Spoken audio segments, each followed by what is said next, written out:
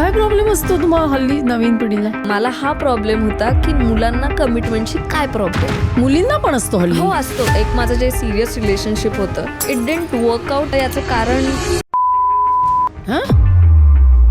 Actually प्रसाद आणि मी Valentine's day अजून celebrate पण नाही केलाय. त्यामुळे नाही, पण मग तो चिच्चोर कधी झाला? हो नाईस. काही लोकांना असं वाटतं की नको बाबा, अभिनेत्री सून म्हणून घरात नको. मला कळतच नाही इतर मुली, इतर क्षेत्रातल्या मुली काय असे दिवे लावतात सून म्हणून. एकदा एक एक्सपिरियन्स झालेला होता की एका मुलाच्या आईने त्यांच्यातच काही कोऑर्डिनेशन नव्हतं. मुलाला त्या मॅट्रिमोनियलवर यायचं होतं, नाही असं नाही. आईला नव्हतं बोलायचं. त्याच्याही माझ्याशी कचाकचा भांडली फोनवर. तर म्हणे नाही, आम्हाला ॲक्च्युली अभिनय क्षेत्रातली मुलगी नको आहे. विचार करून उत्तर द्या आता या प्रश्नाचं. पण रॅपिडली. मूड तुझा ऑफ असेल तेव्हा तू काय करतेस? अशा कुठल्या 5 व्यक्ती ज्या तुला बिग बॉस मध्ये आत गेलेल्या आवडतील? गौतमी पाटील कशी वागेल आतमध्ये, ती परफॉर्म करेल. पाहुणा जेवलात काय. दिस इज व्हेरी नॅचरल की आपण शेअर करतो कुणाला तरी, मैत्रिणीला वगैरे. ऐक ना, मला ना तो हा आवडतोय जरा, मला असं वाटतंय काहीतरी घडू शकतं. मुंबईत आले, मला मुंबई काहीच माहिती नव्हतं. ईस्ट वेस्ट काय असतं, कुठलं कुठे कोण कसं जातं, काय करतं, काहीच नाही. म्हणून मी सुरुवात केली TV9 न्यूज चॅनलला इंटर्न म्हणून. आणि आता तुला झी गौरव पुरस्कार पण मिळाला. हो, झी नाट्य गौरव. कोल्हापूरची लोक प्रयोग झाल्यानंतर म्हणतात परत कधी येणार. प्रेम त्यांचं कोल्हापूरकरांचं तसंच असतं ना, की एकदम रांगडं. पालीला जर का मला एकटीलाच पुन्हा एकदा सामना करावा लागत असेल तर मग मी लग्न का केलं. घरात पाल आली म्हणून ती मारायला तुला नवरा पाहिजे. पहिली जी माझी ती सिरियल झाली तुमचं सेम असतं, ती लवकर बंद झाली. तेव्हा जे ते डिरेक्टर होते त्यांनी मला खूप खचवलं होतं, म्हणजे खचले होते मी. ती आहे चुलबुली पण डोळ्यात प्रचंड आत्मविश्वास. ती आहे हसरी, गोजिरी आणि विचारांनी खूप प्रगल्भ. एकदम क्यूट पण सुपर स्ट्रॉंग. तुम्ही ओळखली असेलच कोणते. तिने सुरुवात केली आरजेपासून आणि मग मराठी सिरियल, नाटक, सिनेमा आणि अगदी बिग बॉसमध्ये सुद्धा झळकली. तर मग चला आज मनसोक्त गप्पा मारूया अमृता देशमुख बरोबर. आणि हां, जर सबस्क्राईब केलं नसेल तर पहिले सबस्क्राईब करा.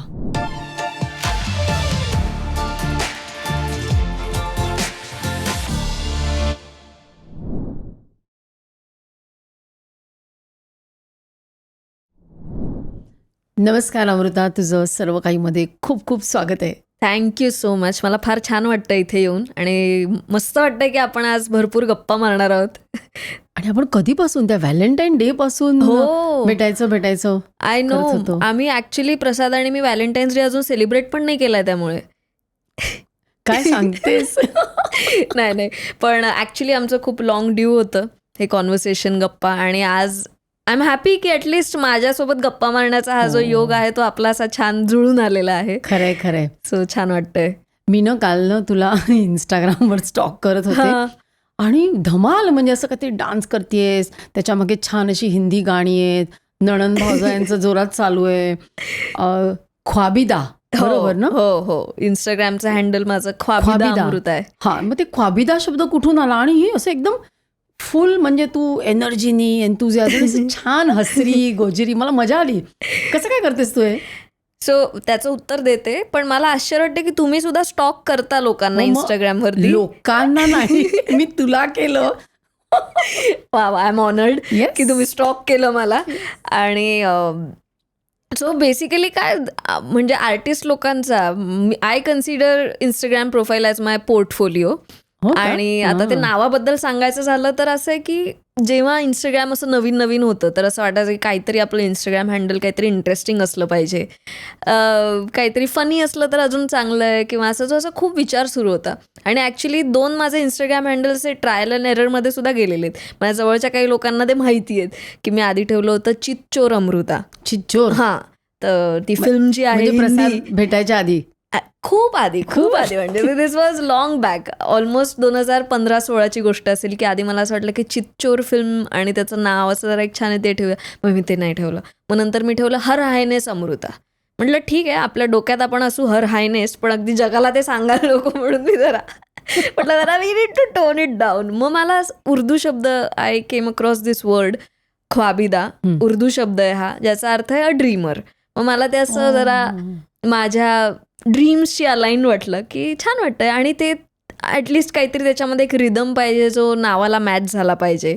आता अमृता अशी ॲक्च्युअल राहीम होणारा मला एकदम सापडलं नाही, पण असं ख्वाबिदा अमृता असं मला तो एक रिदम त्यातलाही छान वाटला, अर्थही छान वाटला, म्हणून मग मी ते एक इंस्टाग्राम हँडल ते ठेवलं नाव. आणि मग काय आपलं वैयक्तिक प्रोफाईल इंस्टाग्रामची म्हणजे एक काय म्हणू आपण, एक मोकळं मैदान असतं की तुम्हाला जे हवं ते तुम्ही लोकांसमोर प्रेझेंट करू शकता. की माझं काही गोष्टी ज्या असतात त्या कमर्शियली आपण डिझाईन करतो की ओके, सो मी हे करते, असं असं करते, हे प्रोजेक्ट्स केलेत, याआधी हे केलं, असं असतं.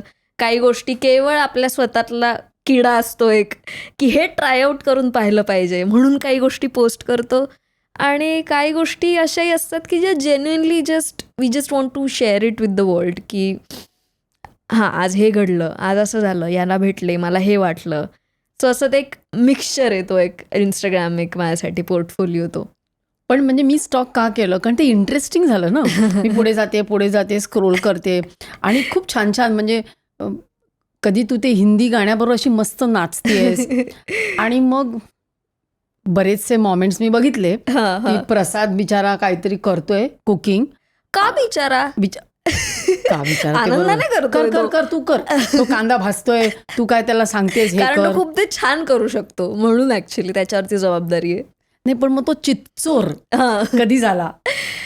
हो नाईस. सो चितचोर तो माझा झाला बिग बॉसमध्येच, कारण 2015 आम्ही भेटलो होतो. एक छोटूसा पुढचं पाऊल नावाच्या सिरियलमध्ये आम्ही एक सीन केला होता छोटासा, आणि त्याला आठवत आहे की त्याने मला नंतर दादरला मी जिथे राहायचे तिथे त्याने मला ड्रॉप केलं होतं. मला हे आठवत नाहीये. आणि असं तू जस्ट असं म्हणत असशील. नाही, खरंच आहे, आठवते मला. लाजतेस तू. मला ती गोष्ट फार फनी वाटते की यार आम्ही मला टू दादर अख्खं ट्रॅव्हल केलं आणि मी ते विसरले. पण ठीक आहे, म्हणजे ते आता व्हाय शी शुड रिमेंबर.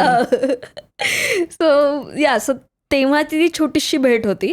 आणि त्याच्यानंतर कट्टू आम्ही बिग बॉसमध्ये भेटलो, की जिथे 24 तास एकत्र राहण्यानेच सुरुवात होते आणि प्लस इतकं हॅपनिंग जग असतं ते. आणि आय थिंक तो चितचोर कधी झाला ही मोमेंट अशी एक स्पेसिफिक नव्हती. म्हणजे इट स्टार्टेड विथ एक काय म्हणू आपण, की मला असं दिसायचं की प्रसाद हा चिडतोय, प्रसाद कधी दुःखी होतोय, कधी गप्पा मारतोय, कधी हसराय. तर मला अशी ती एक खूप छान क्युरियस केस वाटली टू स्टार्ट विथ. मी काय त्याचं असं केस म्हणून त्याच्याकडे कायम नाही पाहिलं, पण एक एक काय एकदम अट्रॅक्ट झाले असेल तर एक मला एक क्युरियस केस वाटली, की हे जे जगासमोर जे त्याचे वेगवेगळे इमोशन्स येत आहेत हा सरफेस आहे. मला असं वाटलं की ह्याच्या तळाशी किंवा याच्या खाली एक काही खूप वेगळ्या इंटरेस्टिंग गोष्टी आहेत. जो सरफेस दिसतोय तो तेवढाच फक्त प्रसादला डिफाईन नाही करत. त्याच्या खाली त्याचं मे बी सेल्फ एक्सप्रेशन तो नीट करू शकत नसेल, किंवा काही बॅगेज असेल जुनं, काहीतरी अशा गोष्टी असतील की ज्याच्यामुळे हा सरफेस आत्ता तो बाहेर येतोय. आणि मग काय असेल म्हणून मग एक ते समजून घेण्याच्या दृष्टीने मी त्याच्याकडे अट्रॅक्ट झाले. मग त्याच्याशी मी गप्पा मारायला लागले. आय वॉज राईट, म्हणजे राईट इन द सेन्स कसं की इंट्युटिव्हली तुम्हाला असं जे वाटतं की एखादी व्यक्ती ही चांगली वाटते मला, ही जे वरवर दिसतंय तसं नाही आहे, डीप डाऊन ह्याच्यातला गुडनेस जो आहे तर तो मला असा जाणवत होता. आणि मग त्यातनं आमची इन्व्हॉल्वमेंट सुरू झाली तिथेच बिग बॉसमध्ये, की तासन तास गप्पा मारणं असेल, मग वेगवेगळ्या विषयांवरची चर्चा असेल. गेमबद्दल फार कमी वेळेला आम्ही बोललो, की कुणाला एलिमिनेट करायचं, कोण आवडतं कोण नाही आवडतं, अशा गोष्टी आम्ही फार कमी बोललो असू. आणि त्याच्यातला जो रॉनेस होता तोच कदाचित मला खूप मॅग्नेटिक वाटला. म्हणजे मला असं वाटलं की he is a real mess. Real mess वाटलं. म्हणजे he could be messy but at least he is real, he is not pretending to be somebody. Very true. उगाच फेक चार्म तो आणायचा प्रयत्न नाही करत आहे. सो त्या गोष्टी मला जास्त ऑथेंटिक वाटल्या आणि म्हणून मी त्या गोष्टींकडे अट्रॅक्ट झाले. आता हे सगळं मी आत्ता खूप सांगू शकते उलगडून, पण गेममध्ये असताना कसं आपण एक त्या फ्लोमध्ये जात असतो. एकीकडे गेम खेळत असतो, एकीकडे माणसांशी कनेक्ट होत असतो, वेगवेगळे अनुभव येत असतात. But I am so glad की मी पेशंटली प्रसादला समजून घेण्याचा प्रयत्न केला. अजूनही तोच प्रयत्न सुरूच आहे, पण तो प्रयत्न मी केला आणि खरंच एक खूप कमाल व्यक्ती मला माझ्या आयुष्यात मिळाली की जी माझ्यावर जीवापाड प्रेम करते आणि लिटरली जीवापाड, म्हणजे तो मागे पुढे बघत नाही प्रेम करताना. सो अशी ती सगळी सुरुवात झाली आणि मी त्याच्या प्रेमात पडले. तो हॅशटॅग आहे ना, प्रमृता. हां, तो म्हणजे आम्हाला जेव्हा आम्ही बिग बॉसमधनं बाहेर आलो तेव्हा आम्हाला कळलं की ओ बापरे, लोकांना आपण आवडतोय किंवा लोकांना आवडत होतो. तुमचा romance. People were rooting for us आणि छान वाटलं ते. खूप तो सुखद धक्का होता. कारण मला खूप दुःख झालं होतं मी बिग बॉसमधनं बाहेर पडले तेव्हा. मला असं माझ्या जखमेवरती फुंकर मारल्यासारखं झालं की ठीक आहे यार, आपण गेम शोमधनं बाहेर पडलोय पण लोकांना आपण आवडलोय. काहीतरी मिळालं की पण. प्रसाद मिळाला. हां, एक्झॅक्टली. सो म्हटलं हरकत नाही म्हणजे नशीबच माझं छान हे झालं होतं, फुललं होतं की मला प्रसाद मिळाला. सो त्यांनी आम्हाला ते हॅशटॅग प्रमृता तेव्हा खूप ट्रेंडिंग होतं की त्यांनी आमच्या दोघांची नावं अशी एकत्र केली होती. सो कमाल होतं ते. तू ते आता बिग बॉस बद्दल बोललीस ना, तर ते मला असं बऱ्याचदा वाटतं की ते बिग बॉसच्या ते एका घरामध्ये सगळे लोक राहतात, एकमेकांचं बिचिंग करतात, काय ते भांड्याभांडी आणि मोबाईल नाही, ते सगळं क्लॉस्ट्रोफोबिक नाही होत का? घुसमटल्यासारखं नाही होत?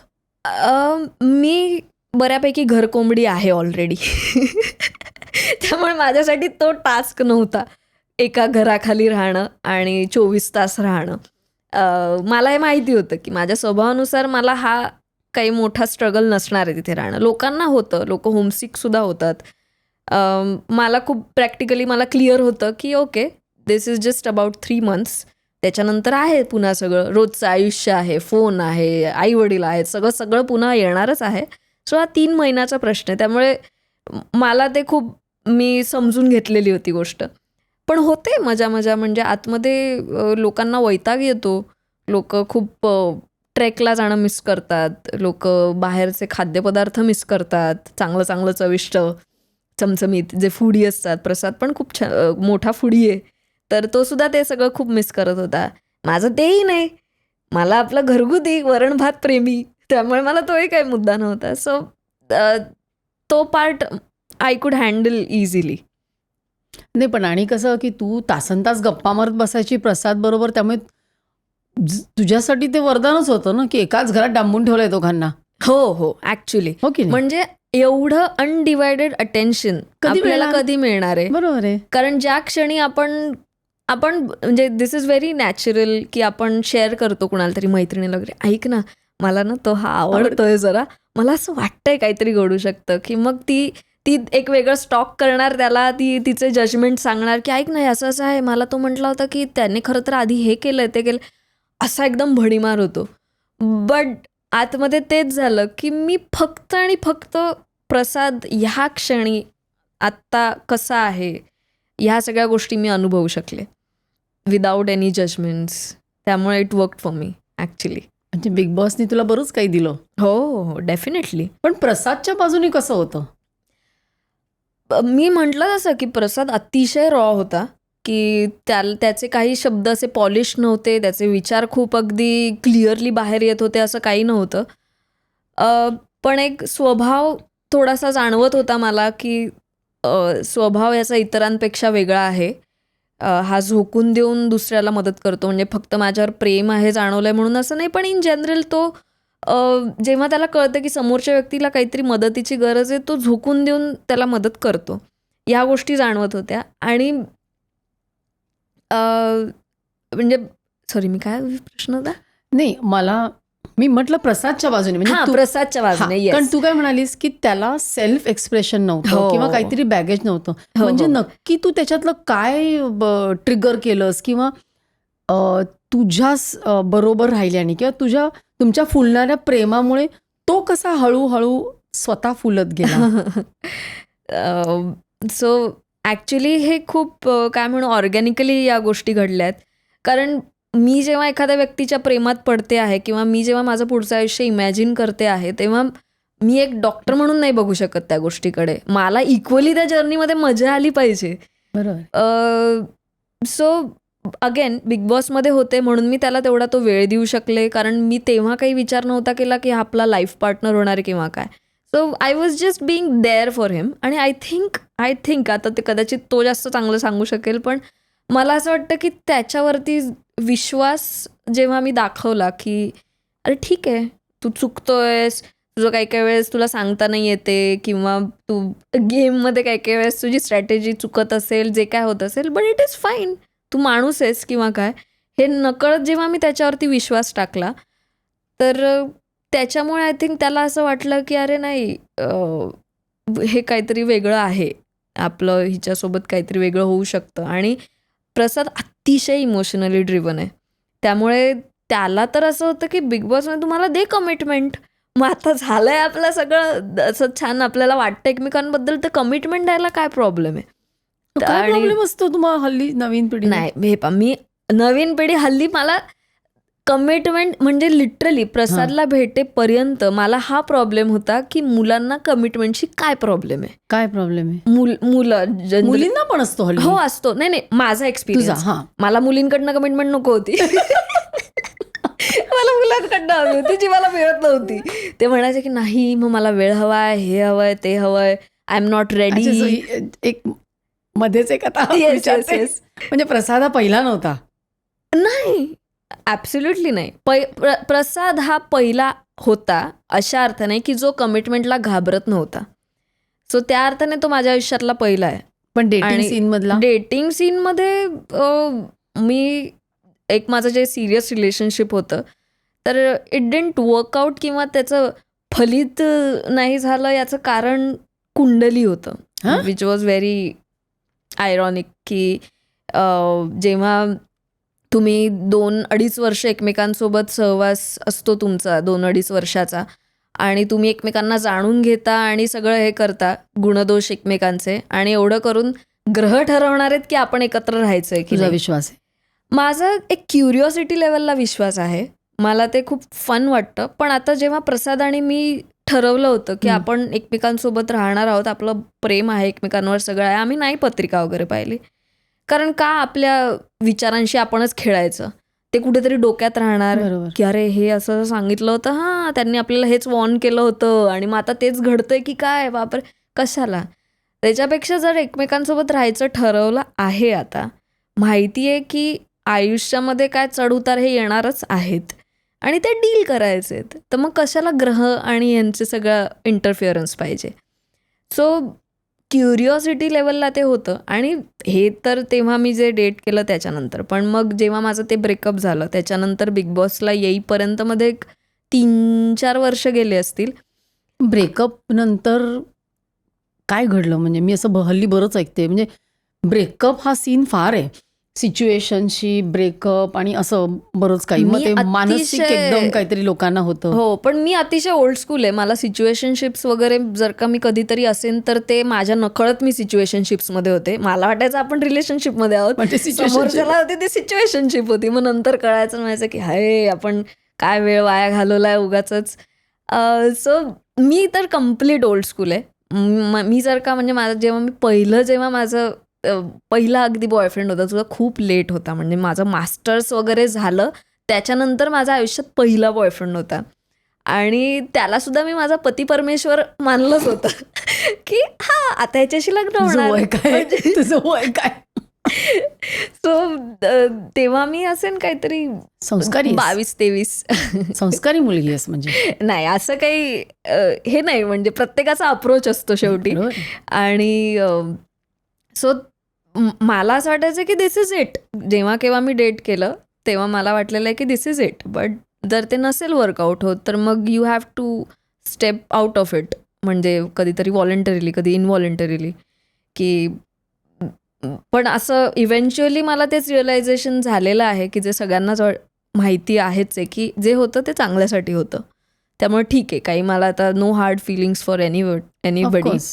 त्यामुळे ब्रेकअप झाल्यानंतर मी तशी प्रॅक्टिकल असल्यामुळे मला असं झालं की जेव्हा तो कुंडलीचा सीन झाला सगळा आणि मी अक्षरशः आपण जसं सेकंड ओपिनियन एखाद्या डॉक्टरचं घेतो तसं मी त्याच्यावरती रेमेडी शोधायचा प्रयत्न करत होते. मग मी सांगत होते की मग आपण ह्यांना तरी विचारू की बाबा माझं धनुरास मूळ नक्षत्र आहे तर म्हणजे मी कोणासोबत लग्नच नाही करायला पाहिजे का, जर का एवढा माझ्या पत्रिकेत प्रॉब्लेम आहे तर. आणि मग म्हटलं वेगळ्याच ओपिनियन घेऊ. पण मग मला नंतर असं जाणवलं की अरे आपण हे सगळं का करतोय.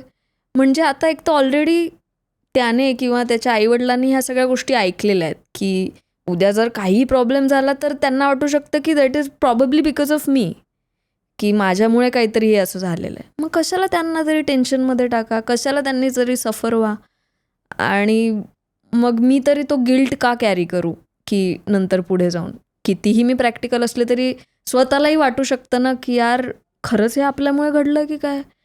मग म्हटलं की मग नको, मग आपण थांबूया इथेच.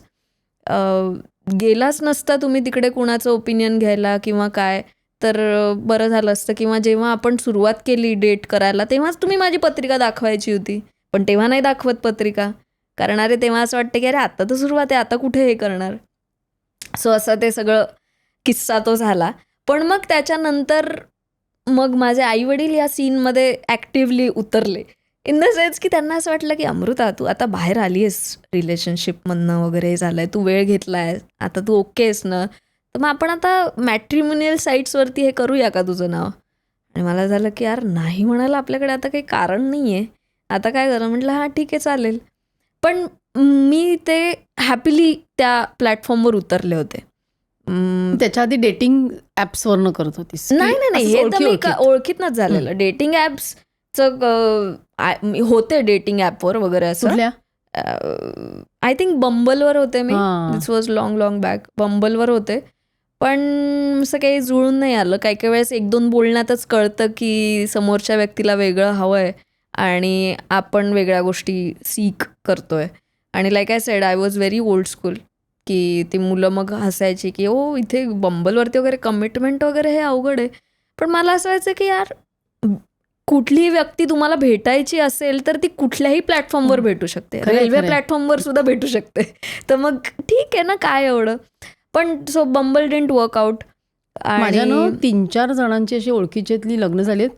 हिंज, मला वाटतं हिंज नावाचा प्लॅटफॉर्म. हो, हिंज पण ऍक्च्युली लग्न झालं. माझ्या पण एका मैत्रिणीचं झालेलं. नाही, आयल नावाची होती, त्याच्यावरनं तिचं झालं होतं. ओके. सो म्हटलं ठीक आहे यार. सो मी बंबलसाठी जेवढी पॉझिटिव्ह होते तेवढीच मी मॅट्रिमोनियल साईट्ससाठी सुद्धा होते, की तिथेही काय मुलंच आहेत. मग खूप लोकांचे मला असं ते नाही आवडत विचार असतात की अरे मॅट्रिमोनियल साईटवरती फक्त गाळ उरलेला असतो किंवा तिथे ज्यांचं एरवी काही घडत नाही ते लोक सगळे तिथे असतात. आणि म्हणणे मग काय, म्हणजे आता माझं जर वैयक्तिक आयुष्यामध्ये ठरवून लव्ह मॅरेज किंवा लव्ह काही अँगल कुठे नाही असा अगदी वर्क झाला तर म्हणजे काय मग मी गाळ आहे का, असं काही नाही. मला माहिती आहे मी व्यक्ती म्हणून सुपर्ब आहे, ब्रेकअप मला डिफाईन नाही करत. मग तेव्हा युअर हायनेस होतं का?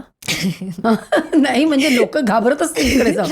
युअर हायनेस कोण करणार लग्न? हर हायनेस लगेच मी डिस्कार्ड केलेलं आहे. जेवढं क्रिंज आता वाटतंय ते मी लगेच डिस्कार्ड केलंय. तुम्ही ते आठवून देऊ नका प्रत्येकाला उगाच. नाही मला म्हणजे असं की लोक हल्ली म्हणजे पहिलं जाऊन बघतात ना, चेक करतात ना ते, म्हणून विचारलं की अरे बापरे ही अशी, असं म्हणून सुद्धा होऊ शकते. मला खूप मजा वाटतेय ग. नाही ख्वाबिदा माझा खूप आधीपासून होतच. सो तेव्हा हा तेव्हा तू ऍक्ट्रेस होतीस? हो. मग तर काय मुलांच्या उड्या पडल्या असत्या. हे असं वाटायचं सगळ्यांना, पण तसं नसतं. हो का? कुंडलीचं अँगल हा माझा फक्त तिथे संपला नाहीच. मॅट्रिमोनियल वर सुद्धा खूप मोठ्या प्रमाणात लोक कुंडलीचा आधार घेतात, जे की ठीक आहे. पण मी जुन्या अनुभवातनं शिकल्यामुळे मग मी सांगायचे की एक काम करा, तू माझ्याशी बोलणार, मी तुझ्याशी बोलणार, आपण उगाच चर्चा करणार, लाईफ स्टोरी आपली सगळी सांगणार, नंतर तुझ्या घरचे माझी पत्रिका दाखवणार. आत्ताच आधी पत्रिका दाखव, तुम्ही ठरवा काय ते, आणि मग आपण बोलू. कशाला वेळ वाया घालवा उगाचच. तुमचा विश्वास आहे ठीक आहे, काय त्याच्या बाबतीत हे नाही. मग मॅट्रिमोनियलवर तेच व्हायचं मग, की माझी पत्रिका रेडी असायची की हे बघ माझी पत्रिका, तू बघ काय ते ठरव. सो कधी ते वर्कआउट व्हायचं, कधी मग कारण वेगळं दिलं जायचं की नाही आत्ता जरा हे होतंय ते होतंय वगैरे, असे काहीतरी कारणं यायची पण ते कळायचं, पण ठीक आहे. सो मॅट्रिमोनियलवर सुद्धा मी ॲक्च्युली डेटिंग ॲपवर जेवढे ॲक्टिव्ह नव्हते तेवढे मॅट्रिमोनियलवर होते. की भरपूर ठिकाणी कॉफी प्यायला गेलेले, भरपूर ठिकाणी गप्पा मारलेल्या आहेत. चहा पोहे पोहे ना. नाही एवढं नाही घडलं अगदी. बरं आहे, आजकालची मुलं अशी काही एवढी चहा पोहेवाला सीन नसतो, जरा कॅज्युअली भेटतात. तर मला तेच वाटतं की मॅट्रिमोनियलला घेऊन ना खूप लोकांचे असे मिसकॉन्सेप्शन्स खूप आहेत त्याच्यावरती. आहेत तशी टिपिकल लोकंसुद्धा असतील, पण कॅज्युअल नॉर्मल आपल्या मित्रांसारखे वाटतील अशी मुलं सुद्धा तिथे आहेत. नाही असं नाही. मला वाटायला लागलं की तू काहीतरी अशी मॅट्रिमोनियल साईट वगैरे काढली आणि त्याचं तू इथे काय मार्केटिंग वगैरे करतेस की काय? सिरियसली नाही ना काढलेली अशी? नाही नाही नाही नाही, मी त्या विचारांचं मार्केटिंग करते मी.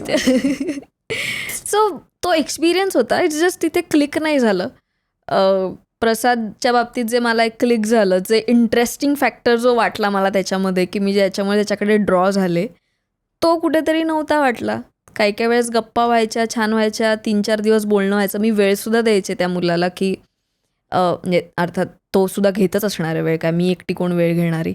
पण असं नाही की मी एका मीटिंगमधनं जज केलं होतं किंवा असं नव्हतं. पण आफ्टर अ पॉईंट असं जाणवतं की अरे नाही, मला पोटेन्शियल नाही दिसत आहे या कनेक्शनमध्ये. आणि मग म्हणून मग चांगल्या नोटवरती टाटा बाय बाय व्हायचं.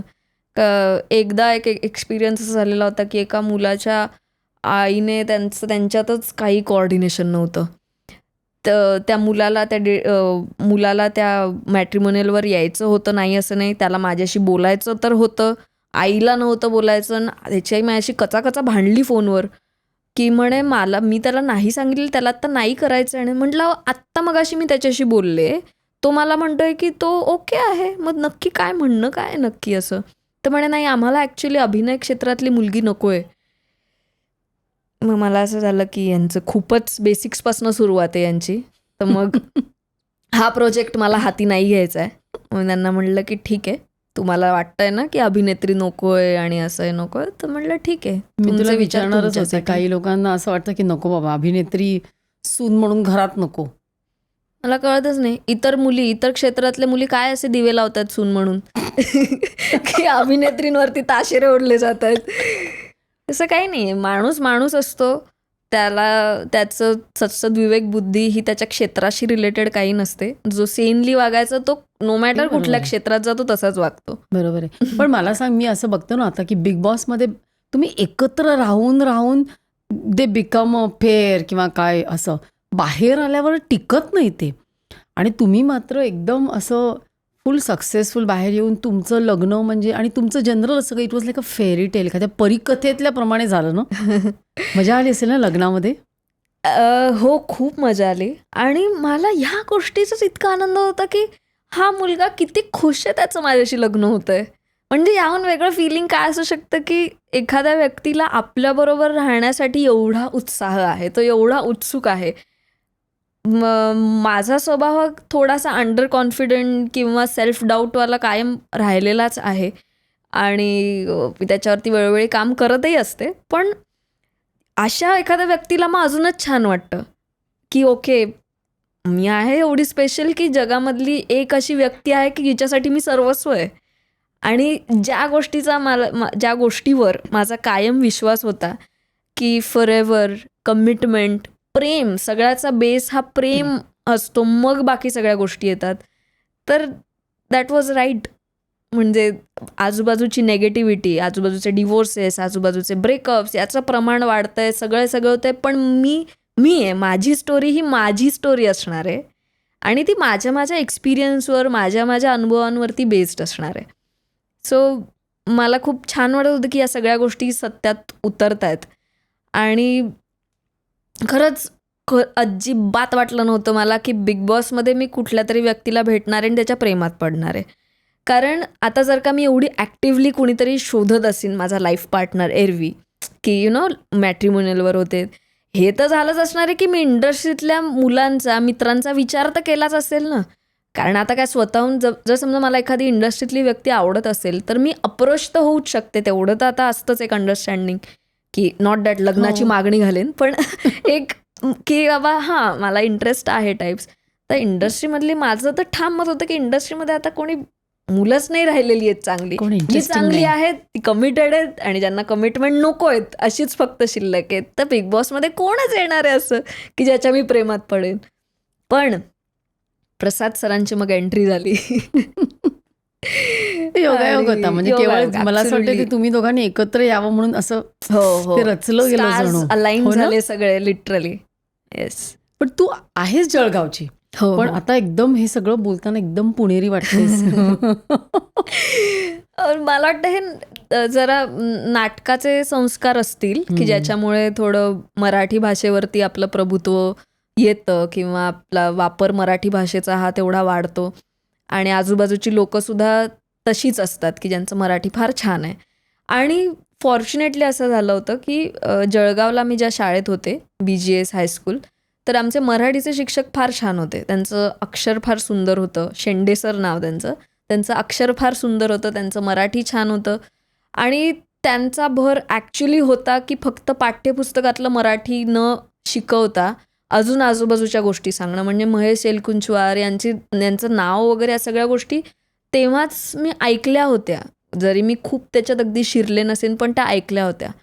आणि ॲक्च्युली असं व्हायचं काही काही वेळेस की पालकांचा भर असायचा की अरे नाही सिलेबस कव्हर करा आणि त्यातलंच घ्या, हे काय करताय वगैरे. पण माझ्या घरी वातावरण असं असल्यामुळे की घरी आल्यावर जेव्हा मी सांगितलं की सरांनी हा काहीतरी प्रोजेक्ट दिलाय की नाटककारांचं आणि यांचं तुम्ही स्टडी करा, तर महेश एलकुंचवार यांचं ते म्हणतात कोण आहे ते, म्हणजे अरे अगं ते खूप चांगले आणि मोठे ते लेखक आहेत. आणि असं हे जेव्हा माझे आईवडील मला सांगतात तर आपोआप आपण त्या हो. साहित्याकडे खेचले जातो. बरोबर आहे, बरोबर आहे. सो असं सगळं पूरक वातावरण हे शाळेतही होतं, घरातही होतं. त्यामुळे खरं तर मराठी चांगलं असण्यामध्ये किंवा त्याच्यामध्ये कम्फर्टेबल मला वाटतं ते फक्त पुण्यामुळे नाही तर एक जळगावपासूनच ते एक हे झालेलं आहे. आणि तू सायकॉलॉजी विषय निवडलेलास. हो हो हो ना? हो. म्हणून तुझा तो असा हे अभ्यास तू केलास की हा कसा आहे. मी म्हटलं ही सेल्फ एक्सप्रेशन, डाऊट, कॉन्फिडन्स. मग मला आता लक्षात आलं सायकॉलॉजी कसं काय निवडलंस. अगेन तेच की इंटरेस्टिंग वाटलं. ग्रॅज्युएशन करायचं होतं मला आर्ट्समध्ये, कारण मला सायमल्टेनियसली वेळ नाटकाला पण द्यायचा होता. पुण्यात होते तर मला असं पुण्यातलं असं सगळं शोषून घ्यायचं होतं, पुण्यातल्या सगळ्या चांगल्या गोष्टी. आणि म्हणून मग मी आर्ट्स घेतलं. आणि मग इतर विषयांपेक्षा मला सायकॉलॉजी असं वाटलं की अगेन पूरक वाटलं मला आपल्या ॲक्टिंगच्या क्षेत्राशी, की याचा उपयोग मला इन जनरल आयुष्यामध्ये सुद्धा होऊ शकतो. ते फक्त एक शिक्षणापुरतं राहणार नाही. म्हणून मग मी सायकॉलॉजी घेतलं. मग त्याच्यातच मी स्पेशलायझेशन केलं. As in not masters but BA मी सायकॉलॉजीमध्ये केलं. आणि त्याच्यानंतर तू मास्टर्स त्याच्यानंतर केलंस? मी मास्टर्स केलं जर्नलिझम अँड मास कम्युनिकेशनमध्ये आपल्या रानडे इन्स्टिट्यूटमधून. म्हणजे ओके. पुणे युनिव्हर्सिटीचं डिपार्टमेंट आहे, तिकडनं मी ते केलं. आणि मग पहिला ब्रेक कुठे मिळाला की तू पहिले मला वाटतं रेडिओ जॉकी RJ म्हणून काम नाही केलंस. नाही मग? नाही नाही सो रेडिओ जॉकी हे बऱ्यापैकी रिसेंट आहे. म्हणजे बिग बॉसच्या जस्ट आधी मी 9 महिन्यासाठी सिलेब होस्ट होते रेडिओ मिर्चीला. It was a proper job. हो. 8 ते 12चा माझा शो असायचा, मॉर्निंग शो असायचा. आणि रोज मी जायचे, सुट्टी एकही दिवस नसायची. तर तसा मी तो प्रॉपर एक त्यांना हवं होतं कुणीतरी, एक नोन व्यक्ती हवी होती, एक रेडिओ जॉकी म्हणून. एक्सपेरिमेंटल बेसिसवरच असणार आहे ते, काहीतरी त्यांना वेगळं ट्राय आउट करायचं असेल म्हणून त्यांनी रीच आउट केलं. आणि आय सेड येस, की म्हटलं छान वाटतंय, I will get to be मी, जे मला माझे विचार मांडता येतील, मला म्हणजे काही एक्सपेरिमेंट करता येतील बेसिकली गोष्टी, मला समाजाबद्दल काय वाटतं, नॉट अगदी सिरियस अँगल, फन वेनेच, पण काहीतरी आपण ओव्हरऑल जगामध्ये काय चाललं आहे ह्याच्याविषयी व्यक्त होऊ शकू, असं म्हणून मला तो प्लॅटफॉर्म छान वाटला. सो ते बऱ्यापैकी रिसेंट आहे. पण मास्टर्सला असताना ॲक्च्युली आम्हाला सेकंड सेमिस्टरला रेडिओ हा सब्जेक्ट होता. तेव्हा असं काही वाटलं नव्हतं की मी ॲक्च्युली नंतर RJच्या याच्यामध्ये जाईन किंवा असं हे होईल. सो कुठलं काय कधी ते कशाचा गोष्टीचा वापर होऊ शकतो हे खरंच नाही सांगता येत म्हणजे काहीच. सो तेव्हा मास्टर्स झालं आणि मग नंतर मी मुंबईत आले. मला मुंबई काहीच माहिती नव्हतं. ईस्ट वेस्ट काय असतं, कुठलं कुठे कोण कसं जातं, काय करतं, काहीच नाही. म्हणून मी सुरुवात केली TV9 न्यूज चॅनलला इंटर्न म्हणून, कारण जर्नलिझम झालेलं होतं. म्हटलं बघूया काय. पण तिथे मी हार्डली 6 महिने असेन आणि मग एकीकडे माझी खटपट सुरूच होती जरा ॲक्टिंगशी रिलेटेड पण काही ग्रुप मिळत आहेत का. मग एक ग्रुप मिळाला, मग आम्ही थेस्पो कॉम्पिटिशनसाठी परफॉर्म केलं आणि तो हिंदी इंग्लिश अशा याचा तो ग्रुप होता, मराठी नव्हता. पण तो एक झाला, मग ओळखी झाल्या, मग कळलं की अच्छा मुंबईत ऑडिशन्स इथे चालतात.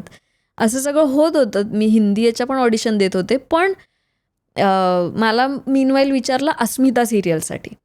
अच्छा. आणि मग अस्मिता सिरियलमध्ये मी एक छोटा ट्रॅक केला जो 6 महिने चालला.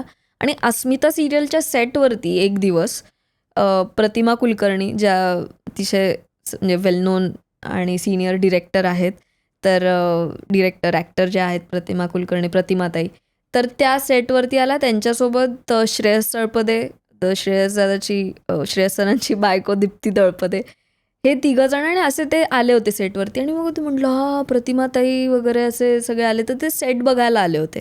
त्यांची रेकी सुरू होती. म्हटलं ओ अच्छा. आणि त्याच्यानंतर मला त्या सेम प्रोजेक्टसाठी कॉल आला आणि मग मी ऑडिशन दिली. मग काय 2-3 ऑडिशन्स झाल्या. प्रतिमाताईशी ॲक्च्युली भेट झाली. ती प्रत्येक ऑडिशनला पर्सनली तिथे होती. शर्वरी पाटणकर पण त्या सगळ्या प्रोसेसमध्ये इन्व्हॉल्व होती, ॲक्टर, आणि ती तेव्हा लिहित होती. तर आणि मी सिलेक्ट झाले आणि ती स्टार प्रवाहावरची ती माझी पहिली सिरियल होती, तुमचं आमचं सेम असतं नावाची. अरे वा. आणि Shreyas Talpade was the producer. ती सॉर्ट ऑफ त्याची स्टोरी होती, त्याची आणि दीप्ती तळपदेची, की त्यांची कशी भेट झाली, लव्ह स्टोरी त्यांची कशी होती, अशी ती होती. So that was my first. तुझा पहिला ॲक्टिंग डेब्यू तो होता ॲज अ लीड सिरियलमध्ये. मग त्याच्या आधी काम केलं होतंच नाटकात किंवा कुठल्या हो, म्हणजे मी पुण्याला असताना मी राज्यनाट्य स्पर्धेमध्ये सुद्धा पार्टिसिपेट केलं होतं. मला त्याच्यासाठी एक रिकामी बाजू नावाचं एक नाटक आहे, जे एका ब्रेस्ट कॅन्सर सर्वायव्हर पेशंटवरती होतं. तर ते नाटक मी केलं होतं, ज्याच्यासाठी मला सिल्वर मेडल पण मिळालं होतं. सो मी पुण्यात राहून मी म्हटलं तसं की पुण्याची जी सांस्कृतिक बाजू आहे नाटकाशी रिलेटेड, त्याचा मला पुरेपूर अनुभव घ्यायचा होता. कारण समहाव जळगावमध्ये मी खूप या सगळ्या गोष्टींपासनं वंचित राहिले होतं. पण एका छोट्या शहराचे जे लिमिटेशन्स असतात ते मी अनुभवले होते. त्यामुळे पुण्यात येऊन मी अशी वखवखलेली होते की कधी मला ह्या सगळ्या गोष्टी अनुभवता येतात. त्यामुळे जिथे कमी तिथे आम्ही या बेसिसवरती मी ग्रुप्सना जॉईन होत होते, अप्रोच होत होते. आणि जिथे मला परफॉर्म करायला मिळेल, बॅकस्टेज करायला मिळेल, चांगले मार्गदर्शक म्हणजे मग योगेश सोमण असतील, प्रदीप वैद्य यांचे वर्कशॉप अटेंड करणं असेल, ह्या सगळा मी अनुभव घेतला. आणि मग मला अजून खात्री वाटायला लागली की हो, आपल्याला जे आपलं पॅशन वाटतंय ते खरोखरीच आपलं पॅशन आहे आणि आपण करू शकणार आहोत आणि हेच आपल्याला आयुष्यभर करायचं आहे. ही खात्री मला तेव्हा त्या ग्रूमिंग पिरियडमध्ये झाली. आणि आता तुला झी गौरव पुरस्कार पण मिळाला. हो, झी नाट्य गौरव. तो कशाबद्दल मिळाला? सो नियम व अटी लागू नाटक, जे मी आता सध्या करतेय, आता ऑलमोस्ट 2 वर्ष झाली. हो, संकर्षण कराडेने लिहिलंय, चंद्रकांत कुलकर्णीने डिरेक्ट केलंय आणि प्रशांत नांबलेंनी प्रोड्यूस केलंय. सो या कमाल टीम बरोबर मी गेली 2 वर्ष हे नाटक करते. आमचे 335 प्रयोग झाले आतापर्यंत. बापरे. हो. सो 2024 मला त्याच नाटकातल्या भूमिकेसाठी सर्वोत्कृष्ट अभिनेत्रीचं मिळालं. मग मला नाटक, जेव्हा आम्ही जातो ना नाटक बघायला, तेव्हा तसं छान वाटतं स्टेजवर वगैरे सगळं. पण त्याच्या मागे काहीतरी धमाल घडत असेल ना, किस्से सांग ना. असं काहीतरी घडतं, BTS बिहाइंड द सीन काय घडत असतं? सो बेसिकली धमाल म्हणजे ही परीक्षा असते, काही वेळेस सत्व परीक्षा असते. जसं आत्ता जस्ट आम्ही जेव्हा असे दौरे करतो, स्पेशली की मराठवाडा दौरा असेल, पश्चिम महाराष्ट्र दौरा असेल, तर आत्ता जस्ट आम्ही बीड, लातूर आणि औरंगाबाद अशा 3 ठिकाणी परफॉर्म केलं. तर ह्या प्रत्येक थिएटरची एक वेगळी गंमत असते, वेगळे चॅलेंजेस असतात. आत्ता आम्ही बीडला परफॉर्म केलं तेव्हा खरंच बीडच्या नाट्यगृहाची अवस्था फार वाईट होती. आणि बीडचं काय म्हणजे it is not just about बीडमधलं नाट्यगृह, बऱ्याच थिएटर्सची अवस्था, नाट्यगृहांची अवस्था फार वाईट असते. बीडमध्ये असं झालं की आम्ही पोचलो आणि तिथे आमचं स्वागत भरपूर मुंगळ्यांनी केलं. तिथे मुंगळ्यांचा उच्छाद झालेला होता आणि आम्हाला झालं की काय नशीब आम्ही वेळेत पोचलेलो होतो, वेळ होता. तर मग त्यांनी तिथे मग ते पावडर टाक, मग हिट मार, असं करत ते आपले ते क्लीन करत होते. जेव्हा आम्ही स्टेजवर पोहोचलो तेव्हा स्टेजवरती त्या लाईट्समुळे असेल किंवा काय, तिथे स्टेजवर वेगळे सगळे मुंगळे पडलेले होते. एवढे होते की मला लिटरली पहिल्याच सीन करता करता माझ्या पायाला मुंगळा करकचून चावला आणि मी सीन करता करता असं झटकलं ते. पण मला दिसलं की रक्त येतंय आपल्या पायातून. पण म्हटलं ठीक आहे. पण नशीब माझ्या पायात चपला होत्या. संकर्षणला काय काय असं होतं की त्याच्या पायात चपला नव्हत्या, तर तो बिचारा वाट काढत काढत तरी त्या ह्याच्यातनं चालत होता आणि हे करत होता. सो तिथे ना फॅन ना AC, काहीच नाही. बापरे. त्यात हे मुंगळे पडलेले आहेत. पण एक गोष्ट खूप छान म्हणावं का काय म्हणावं, खरंच मला शब्द नाही माहिती, पण प्रेक्षक फुल भरलेलं होतं थिएटर. प्रेक्षक त्यांचे ते पंखे घेऊन आलेले होते, काही काही जण रुमाल, काही काही जण काय पेपर असेल वारा घालत हे करत होते. पण काय प्रतिसाद देत होते ते. त्यांना अतिशय आवडत होतं नाटक आणि दिलखुलासपणे शेवटपर्यंत पेशंटली ते बसले होते, ऐकत होते. मग असं होतं की यार प्रेक्षकही समजून घेत आहेत, आम्ही आपले ॲडजस्ट करतोय, पण मग हे सुधारणार कधी ना ही परिस्थिती. सो असे किस्से फार घडत असतात. प्रत्येक थिएटरचे काहीतरी वेगळे किस्से असतात.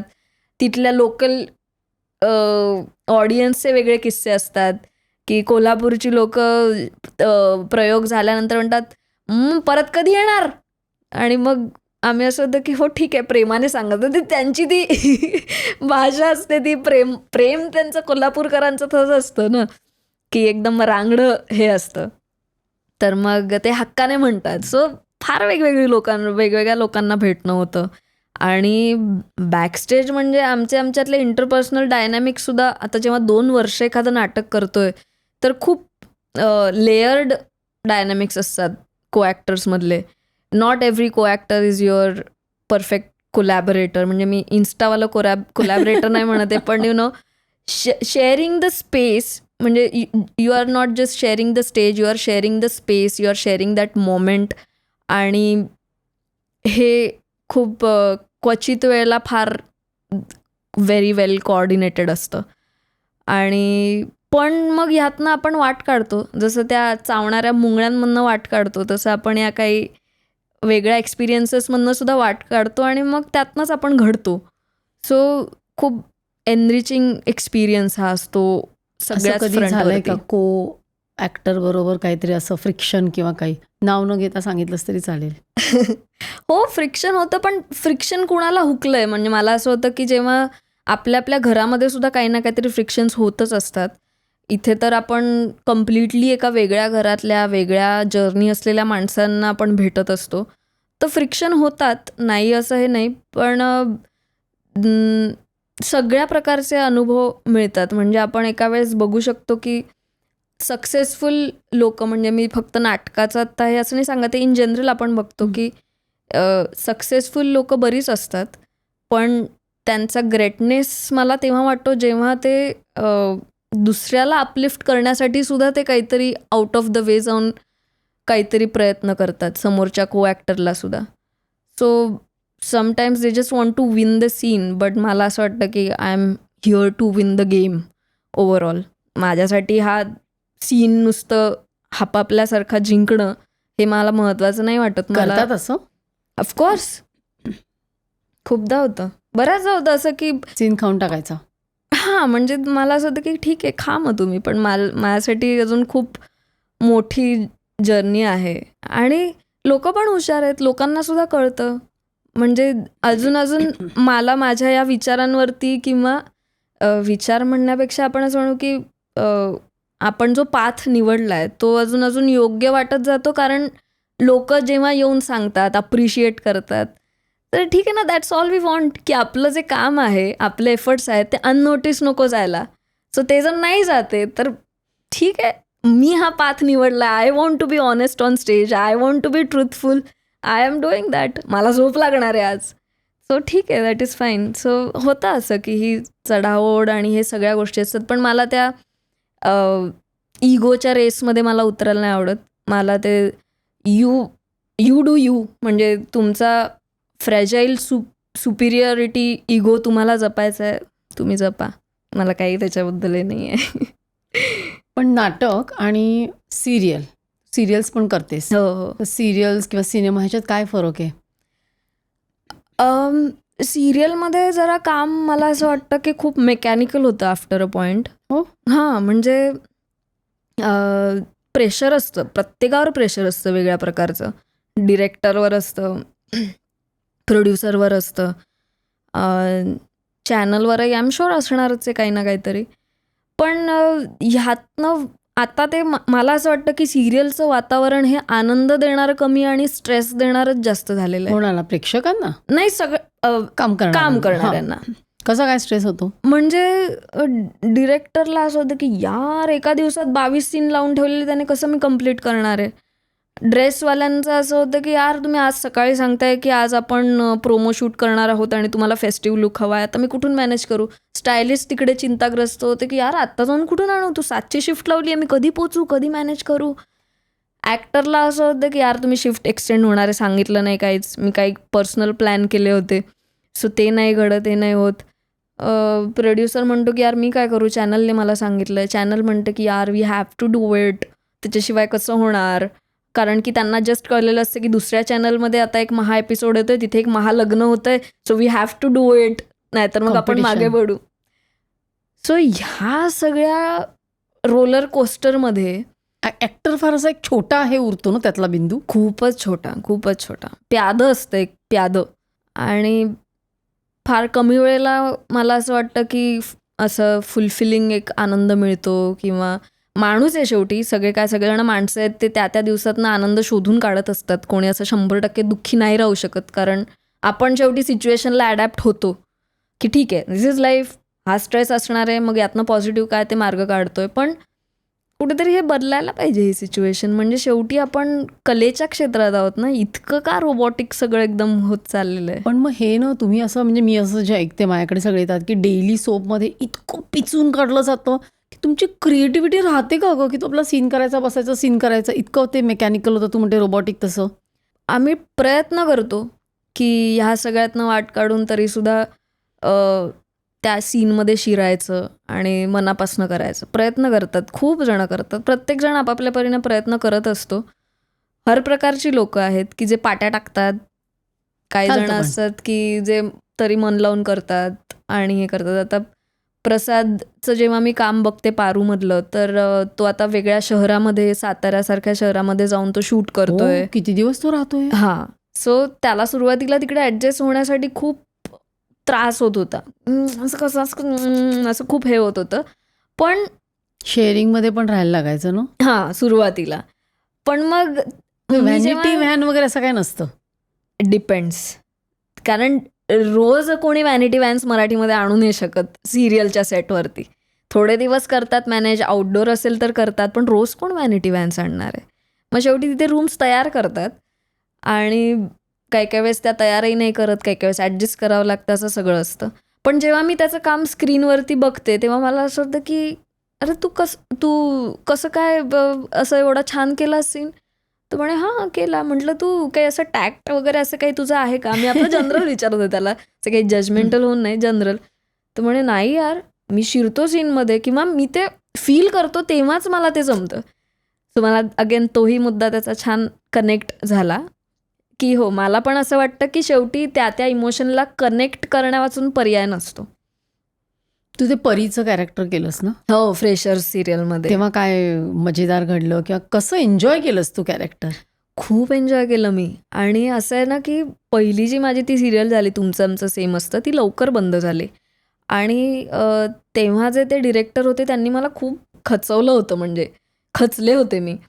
कारण I was having second thoughts की मला खरंच स्क्रीनवरचं जमणार आहे की नाही, मी कशी दिसणार आहे, काय वगैरे सगळ्या गोष्टी असं एकदम असा माझ्यावरती अटॅक झाला होता, गोष्टींचा, सगळ्या विचारांचा. तुझ्या विचारांचा की त्यांनी तुला? त्यांनी त्याला खतपाणी घातलं अजून. मी म्हटलं तसं की मी ऑलरेडी सेल्फ डाऊट मध्ये जाणारी थोडी मुलगी होतेच, की सेल्फ कॉन्फिडन्स कमी असणं किंवा काय.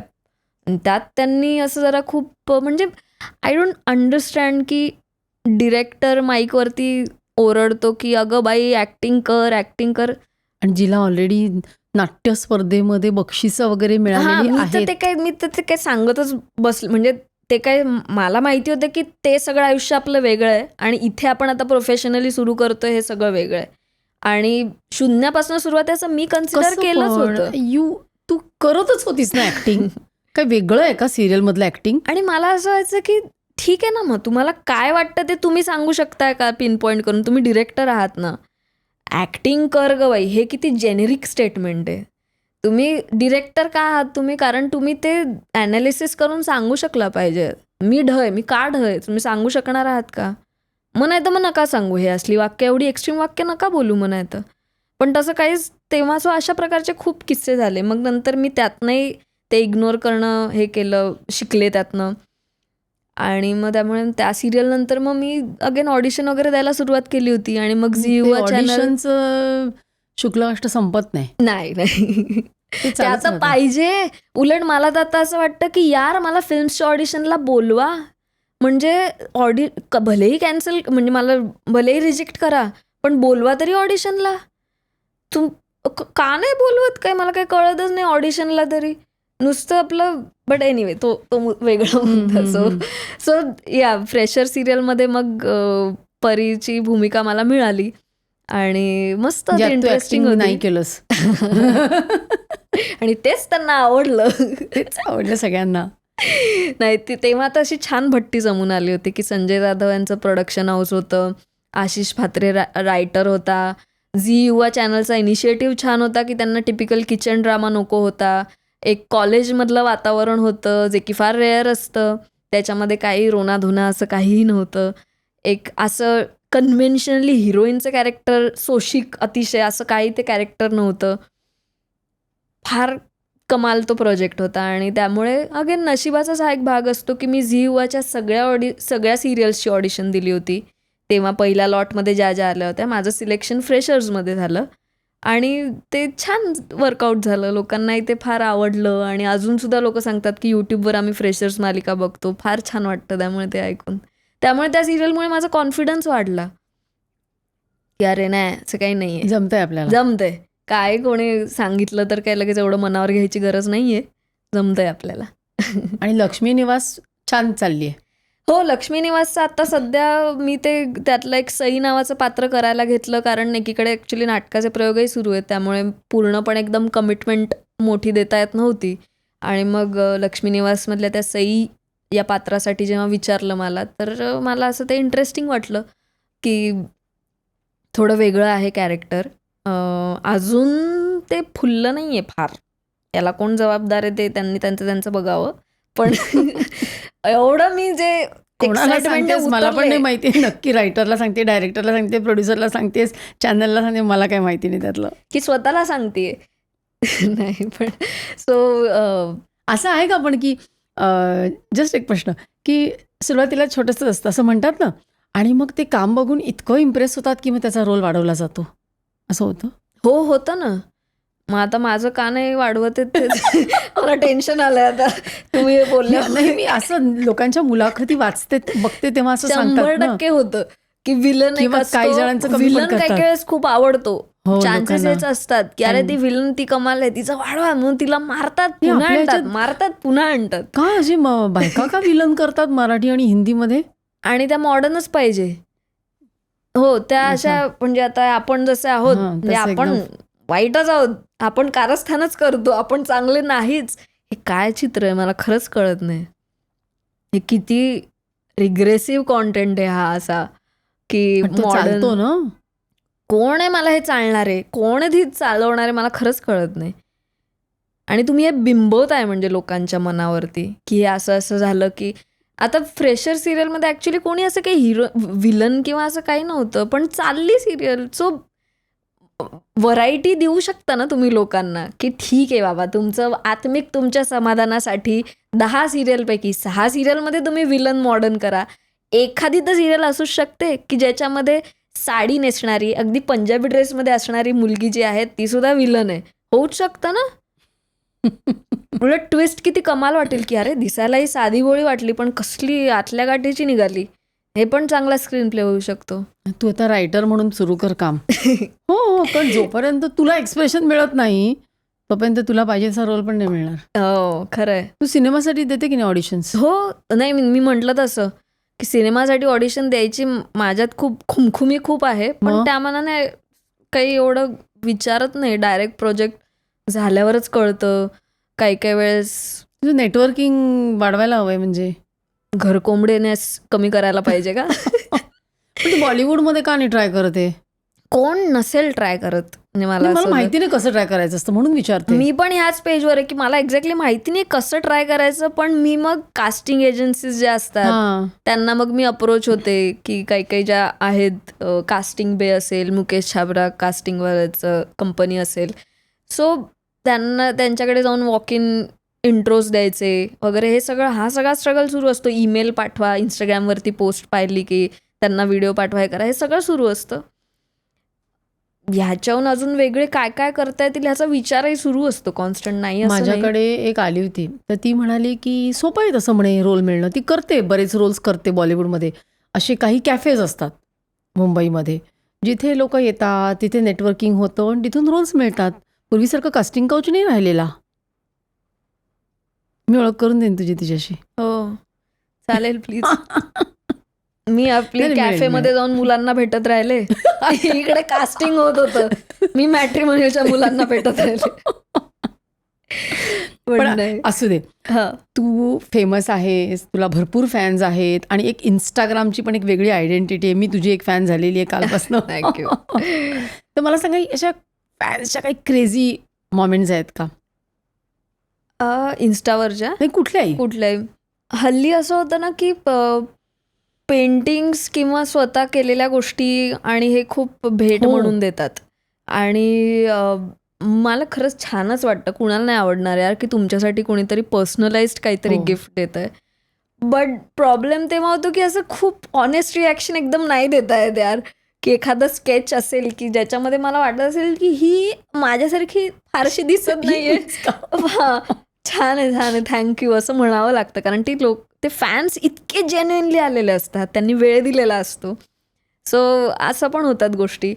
किंवा वेगळंच कोणीतरी समजत असतात की म्हणजे त्यांच्या डोक्यात एक वेगळं चित्र असतं, वेगळ्या हिरोईनचं, वेगळ्या ॲक्टरचं, आणि त्यांना तुम्ही वेगळेच वाटत असता. असंही होतं की तुम्ही त्या बनमस्का सिरियलमधल्यानं किंवा हां म्हणजे ते त्यांना फ्रेशर्सच्या साधारण त्या काळामध्ये ज्या ज्या सिरियल आल्या ते त्यांना असं कन्फ्युजन होत असतं. कोणी म्हणतं तुम्ही फ्रेंड्स सिरियलमधल्या ना, मला होतं की आय विश मी असले असते, पण मी नाही, मी फ्रेशर्समध्ये होते. हां फ्रेशर्स वगैरे असं. हा, पण तुमचा चेहराच ग्लॅमर म्हणजे तो चेहरा आहे ना, तो ओळखू येतो ना लोकांना. हो. आता तू आलीस तर आमच्या क्लिनिकमध्ये सगळ्यांनी फोटो पाहिजे केलं.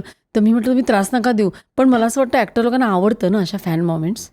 हो म्हणजे मला अजून तरी असं नाही होत की मला God. माझा वेळ द्या वगैरे असं मला एवढं तुझ्या काही मागे अजून- पॅप्स वगैरे लागत नाहीत ना? नाही काही नाही. तर इन्फॉर्म नाही करत, मी चालले साताऱ्याला, मी आता इथे आहे, मी तिथे आहे. त्या पॅप्सना कुठे बोलवू मी? त्या ब्लाब्ला कारला वाल्याला जिथे मी भेटते तिथे यावं लागेल त्यांना. शेअर कॅबने मी ट्रॅव्हल करते, कुठे त्या पॅप्सना बोलवू? त्यांना फॅन्सी काहीतरी पाहिजे ना, की जे एअरपोर्ट लुक पाहिजे, हे पाहिजे. मी आपली हायवेवरती जाऊन शेअर कॅब कुठे पोहोचलात, ह्या चौकात का, ओके मी येते वगैरे असं करून मी हसल करत असते. तिथे येऊन माझं हसं होईल. असं कधी झालंय का त्या ब्लाबलात बसलीस आणि ओळखलंच नाही, किती काय ओळखत नाही, म्हणजे अरे मी सांगायला लागतं. नाही, पण तेव्हा मला झोप काढता येते हां. गाडीत. नाही तर मग इंटरव्ह्यू सुरू होतो, पॉडकास्ट सुरू अच्छा, म्हणजे होतं. रोज तुझे पॉडकास्ट चालतात ब्लाबलामध्ये. की ते वाटतात की यू आर दॅट पर्सन, ज्याचं हिंदी भाषिक असेल तर मग त्यांना असं काहीतरी वेगळं, अच्छा you work in acting industry, मग ते कसं असतं हे असं वगैरे, असं सगळे खूप मग प्रश्नांची सरबत्ती सुरू होते. जे की ठीकच आहे काय.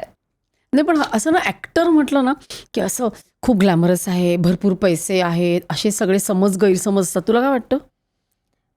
आहेत पैसे ज्यांच्याकडे असायचे त्यांच्याकडे पैसे आहेत, नाही असं नाही आहे काही. पण असं ते ॲक्च्युली हे जेव्हा मी कारपूल ॲपने किंवा कारपूल पद्धतीने जेव्हा मी ट्रॅव्हल करते तेव्हा मला इंटरेस्टिंग यासाठी वाटतं, कारण लोकांचे खूप मला असे वेगळे मिसकन्सेप्शन्स कळतात त्यातनं. की एरवी कसं आपण ठराविक सेट ऑफ पीपलला भेटत असतो, त्यांचे विचार जाणून घेत असतो, पण यू वोंट बिलीव्ह की लोकांना खूप एक्स्ट्रीम लेवलचे काहीतरी गैरसमज असतात. की त्यांना एक तर खरंच मिळत, पण तुम्ही का कारपूल ॲपने फिरताय, तुम्ही का? म्हटलं का मी नाही पैसे वाचवायचे का, मला पण सोयीचं जातं, हे पटकन पोचतो आपण, हे होतं.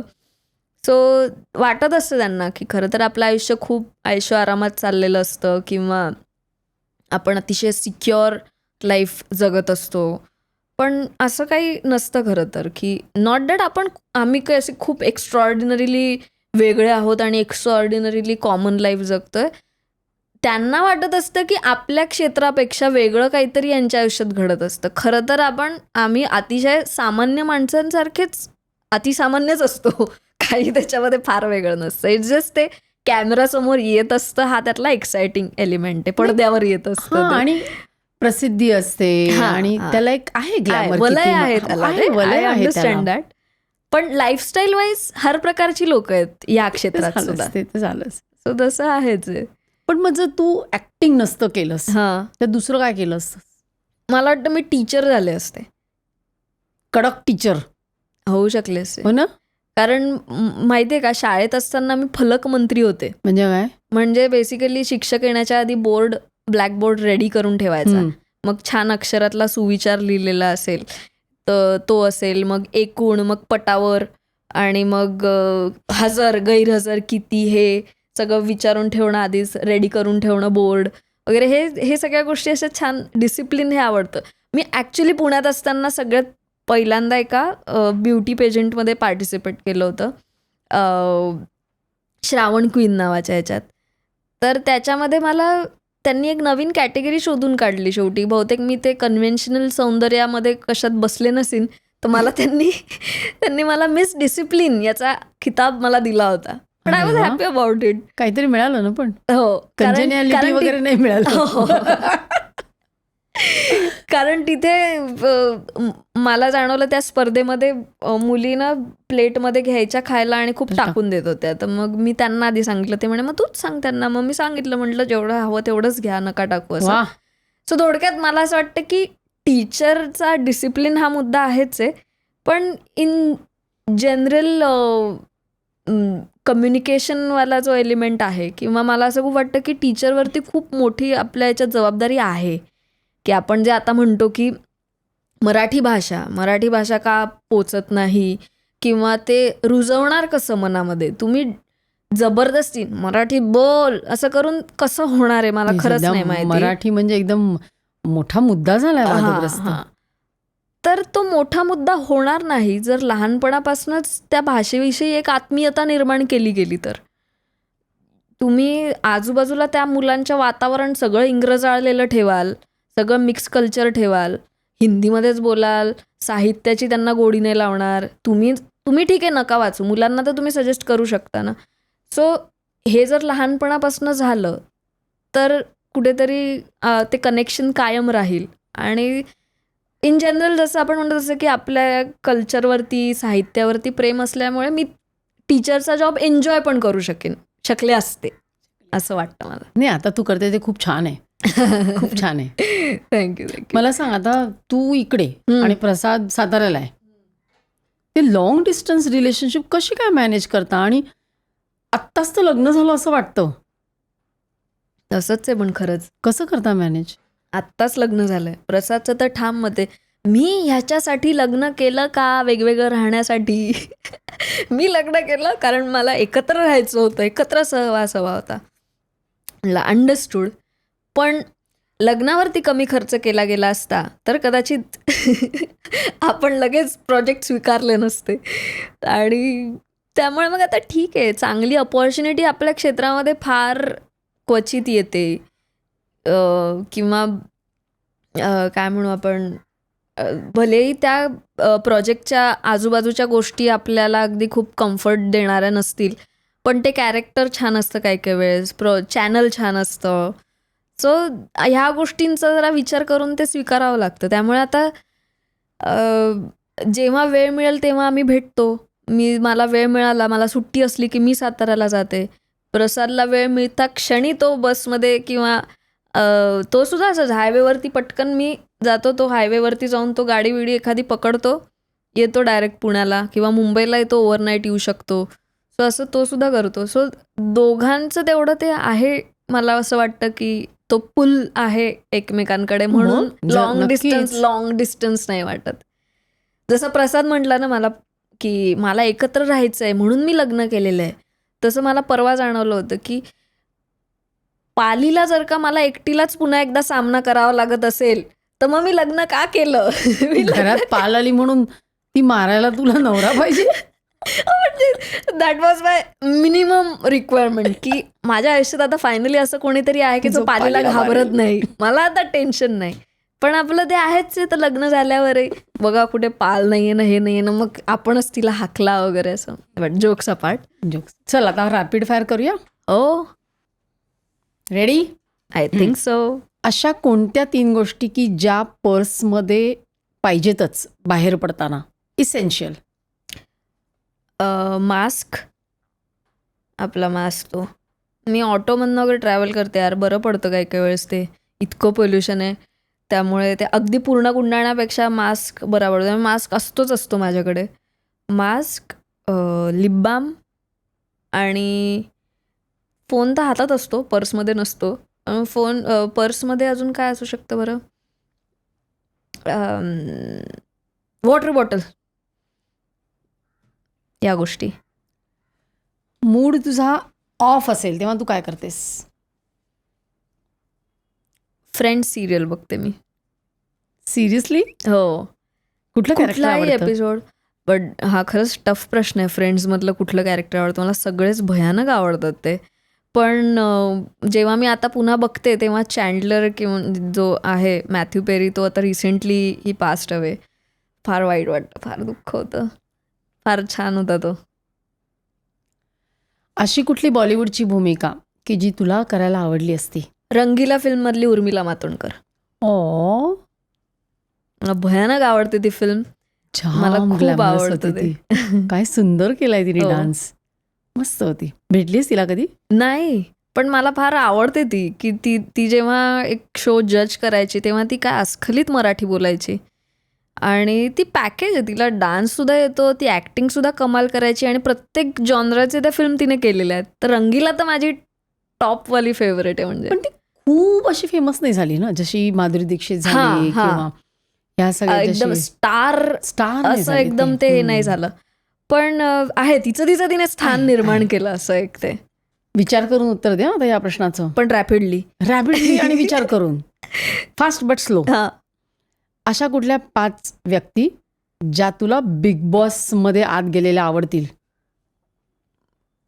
माझा भाऊ अभिषेक देशमुख. मला खूप मजा येईल अभिषेकला बिग बॉसच्या घरात पाहताना. कारण त्याने मला नंतर बाहेरून पत्र वगैरे पाठवलं होतं. अच्छा, पत्र अलाउड आहे? एक होता ते स्पेसिफिक, तो हेच होता, टास्क सारखंच होतं ते, की त्यांनी बाहेरून पत्र मागवले होते. तर मला असं आवडेल की look how tables have turn वगैरे असं ते एक तो झोन मला आवडेल. तर अभिषेक मला बघायचं आहे, अभिषेकला बिग बॉसमध्ये गेलेलं. मला संकर्षण कराडे सुद्धा आवडेल बिग बॉसमध्ये गेल्यानंतर तो कसा वागतोय हे बघण्यासाठी. उत्सुकता असेल मला. थर्ड कोण सांगू? ज्याने तुला त्रास दिलाय त्याला पाठवून दे. तुम्हाला असं का वाटतंय मी त्याला पाठवलं नाहीये? बरं, पाठव मग. अजून कोण म्हणू शकतो आपण? अवघड आहे खरंच.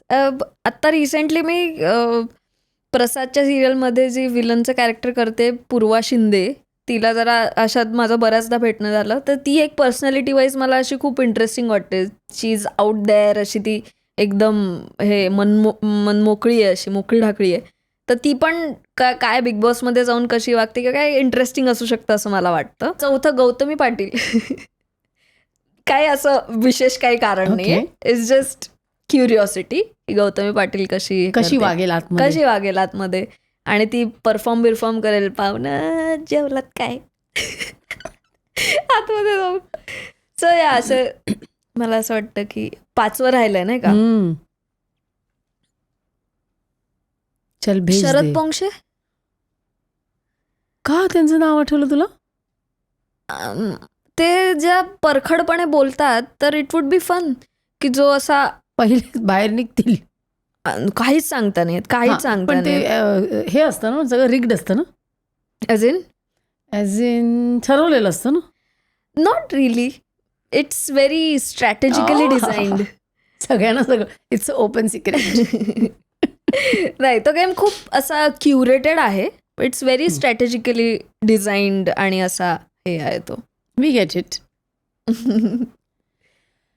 प्रसादची सवय जी तुला बिलकुल आवडत नाही. प्लॅनिंग न करणे. उद्या तुला साताऱ्याला निघायचं आहे किंवा उद्या आपली ही मीटिंग आहे, तर तू कसं जाणार आहेस, ठरवलंयस का? नाही, त्याचं प्लॅनिंग आदल्या दिवशी काय नाही. आपल्याला मोमेंटच एन्जॉय करायची. त्याला म्हणजे ते आपण आत्ता भेटलोय ना, आपण आत्ता एकत्र आहोत, तू का मला प्लॅनिंग करायला लावते? डिसिप्लिन सो बेस्ट आहे. Poles apart. Poles apart. तुला दिलेलं एक विचित्र निकनेम. डमरू म्हणतात मला काही. डमरू? हो, अमरूला. अच्छा, मला Rhyme वाटलं ते म्हणून. डबल ढोलकी असतं ना, इकडे पण आणि तिकडे पण असं. बापरे, ते तर हे तर तुम्ही सजेस्ट करूच नका. बिग बॉस मध्ये तर हे अगदी वरचे वर आपले मारत असतात लोक चान्स हो मिळाला ना? की तू डबल ढोलकी आहेस. आणि ते काही स्वतः वागतायत ते आणि मला म्हणतात डबल ढोलकी. ते नाही, ते नाही ना. डमरू. अमरूला यमक डमरू एवढाच अर्थ आहे त्यातला. तुझं आवडतं गाणं आणि म्हणून दाखवायचं. हे, काय ऍक्टिंग नको करू, मी ऐकलंय तुझं कुठलं? ख्वाबिदामध्ये. हां, याच्यावरती इन्स्टावरती मी गायलेलं असंच खरं टाकलं नाहीये, पण आमच्या नाटकातलं गाणं फार छान आहे.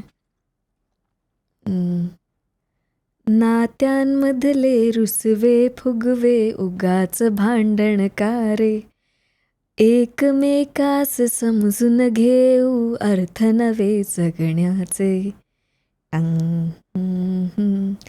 माझ्या मना, सॉरी मी स्केल बदलली एकदम, बट हे गाणं मला खूप मस्त आहे. आवडतं. आणि हे गाणं ॲक्च्युली अशोक पत्कींनी लिहिलेलं आहे. संकर्षण फार ते छान गातो नाटकामध्ये सुद्धा, आणि त्याचा अर्थ पण फार सिम्पल आणि छान आहे, जो वैयक्तिक आयुष्यात पण जातो आणि प्रोफेशनली पण जातो, की कशाला रुचवे फुगवे उगाच भांडण का वगैरे असं. It's a nice song. तुझं कम्फर्ट फूड कुठलं? गन पावडर इडली, पोडी इडली अरे वा, फार आवडते मला. हो. हो, ॲब्सोल्युटली. I love it. सध्या खातेस, कारण तू खूप वॉच करतेस ना, काय खाते पिते वगैरे सगळं असं. कधीतरी खाते, कारण की साताऱ्यामध्ये मला एक खूप कमाल ठिकाण मिळालेलं आहे, पुरोहित's किचन म्हणून. साताऱ्यामध्ये राजवाड्याच्या अगदी जवळ येते. आणि त्याच्याकडे जी इडली, त्याच्याकडे जी ते पोळीची चटणी, हे जे काय मिळतं ते इतकं कमाल असतं. ते किती इडली अशी विरघळली पाहिजे तोंडात टाकल्या टाकल्या. सो ते I just cannot resist that. तू साताऱ्याला आता फार जाते म्हणून तुला आवडायला लागलंय ते. नाही, गन पावडर आधीपासूनच आधीच. आवडायचं, पण भगवानने मेरी सुनली की त्याने तिथे सुद्धा मला एक इंडस्ट्रीमधला, हा म्हणजे कुठलाही सांगशील तू, मराठीमधला, हिंदीमधला, तुला वाटणारा हँडसम हिरो. प्रसाद नाही म्हणायचंय, हा हँडसम हिरो. 2 नंबरचा म्हणजे. हा 2 नंबरचा चालेल. अरे सगळेच हँडसम आहेत का? नाही, हिंदीतला सांग, म्हणजे नाही वाद नको म्हटले मी. व्हायला. सगळे नाही म्हणालीस, सगळ्या हिरोना हँडसम नाही म्हणालीस. हो, मराठीतले हिरो जरा आता होत चाललेत व्यवस्थित शेपमध्ये. हो हो हो. I think Lalit Prabhakar handsome आहे. ओके. मराठीमधलं सांगायचं झालं तर भूषण प्रधान सुद्धा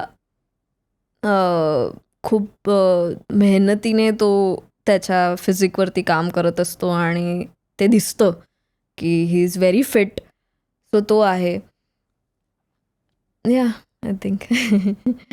झोपेतनं उठलीस की पहिले इंस्टाग्राम बघतेस का चहा पितेस? इन्स्टा नाही बघत, पण फोन बघणं होतं आधी. उठल्या उठल्या काय आलं ते मिची डोळे करून की काय काय आलेलं आहे, हे काय ते काय. म्हणजे आधी फोन बघतेस. हो, आधी फोन बघते. आता तू आणि प्रसाद दूर राहता एकमेकांपासून, मग आठवण आल्यावर एक खास व्हॉट्सॲप काय मेसेज असतो तुमचा एकमेकांना, किंवा कुठलं इमोटिकॉन असतं? खूप हे क्रिंज वाटू शकतं, पण मी तर सांगतेच की प्रसादच्या प्रेमामुळे मी आता क्रिंज झालेले. त्याला सुद्धा त्याचे मित्र चिडवत असतात, पण तो मला बाबू असं करून मेसेज करतो आणि तू किंवा त्याला मग त्याला माऊ म्हणून असं. हो. सो असं. आणि मग काय हार्ट आम्ही आमच्याच एका फोटोचं असं हे स्टिकर बनवलेलं आहे. सो त्याच्याकडे एक आहे, माझ्याकडे एक आहे. सो आम्ही ते एकमेकांना पाठवतो. So, yeah, so that's it. Sweet. मस्त.